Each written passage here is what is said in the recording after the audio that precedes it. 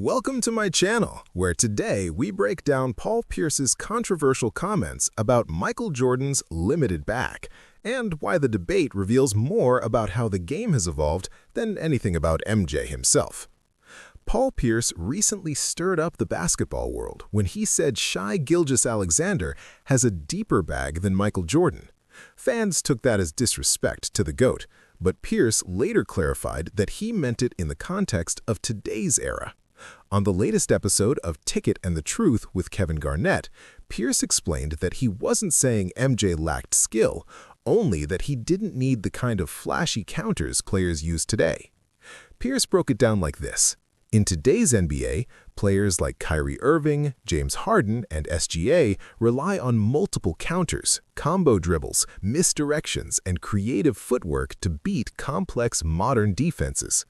Today's game is built around switches, spacing, and isolations. Players need a counter just to create a clean shot. That's why someone like Victor Wembanyama, at 7'4" with guard-like skills, is considered to have a deep bag. But Jordan's era wasn't built that way. Defenses were physical, hand-checking was allowed, and spacing was limited. MJ didn't need 20 dribble combinations. One hard dribble, a blow-by, a mid-range pull-up, or that iconic fadeaway, that was enough to dominate the entire league. Pierce said it himself, Jordan had a bag for his era, and it was more than enough to make him the most unstoppable scorer of the 80s and 90s. LeBron James is a perfect example of the same principle. He's the NBA's all-time leading scorer, yet critics still claim he has no bag.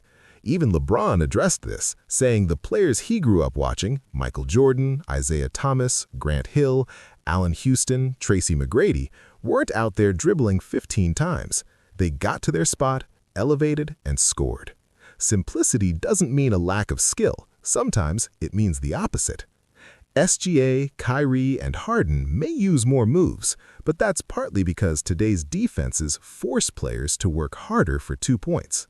Jordan didn't need 10 dribbles because he could get the same result with 2. That's efficiency. That's mastery. That's dominance.